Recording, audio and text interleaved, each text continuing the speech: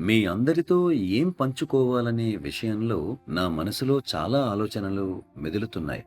నేను ఒక ప్రాథమికమైన విషయాన్ని మీతో పంచుకోవాలనుకుంటున్నాను. మొట్టమొదటిగా మీరు మీ ఆరోగ్యాన్ని జాగ్రత్తగా కాపాడుకోండి. మీరు చిన్న వయసులో ఇప్పుడు చేసుకున్న అలవాట్లు ఎప్పటికీ మీతో నిలిచి ఉంటాయి. సరిగ్గా వ్యాయామం చేయడం, సమయాన్ని విజ్ఞతతో వినియోగించుకోవడం, ఆహారాన్ని సరిగ్గా తీసుకోవడం, ఇటువంటి చిన్న చిన్న విషయాలు మీరు అలవాటు చేసుకుంటే మీ జీవితం చాలా సఫలీకృతం అవుతుంది. And with all of those acts of exercising your will, meaning exercising your interests for your own welfare, మీ సంక్షేమం కోసం ఈ విషయాల మీద మీ ఇష్టాన్ని లేదా మీ ఆసక్తిని కనపరచండి. మీరు చేసిన పనులన్నింటి పర్యవసానాలపై ఒక అవగాహనకు రండి. మీ కార్యకలాపాలకు సంబంధించి ఒక జర్నల్ లేదా అకౌంట్ బుక్ వంటిది సిద్ధం చేసుకోండి. ఏ కార్యాచరణ మీ సఫలతకు దారితీసిందో గమనించండి. అలాగే ఏ కార్యాచరణ వల్ల మీరు వైఫల్యం చెందారో గమనించండి. ఒకే కార్యాచరణ వేరువేరు పరిస్థితుల్లో విజయానికి లేదా అపజయానికి దారితీయవచ్చు. మీలో ఉన్న ఆసక్తి స్థాయిలను గమనించండి.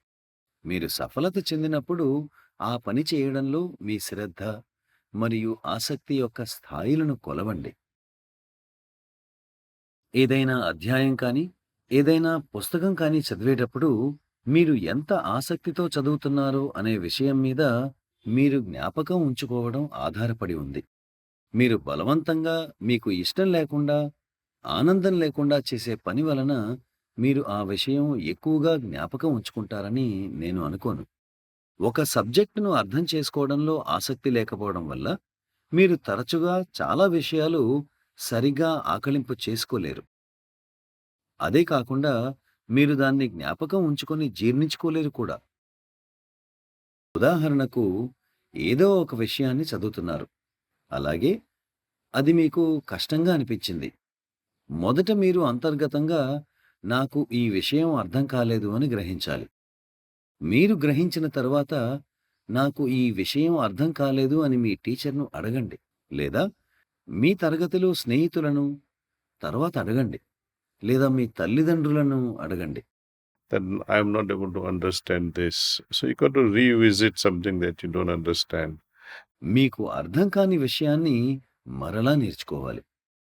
మీకు బాగా అర్థమైన విషయాన్ని మీరు స్కూల్లో కానీ, ఆట స్థలంలో గానీ, లేదా మన పక్కం ఆశ్రమంలో కానీ నడుస్తున్నప్పుడు గుర్తుకు తెచ్చుకోండి.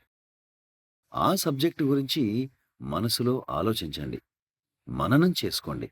అలా చేయడం వల్ల మీరు నేర్చుకున్న విషయాన్ని జ్ఞాపకం ఉంచుకొని జీర్ణించుకోగలుగుతారు. ఈ విషయాలన్నింటికీ ఒక గొప్ప అవగాహన అవసరం.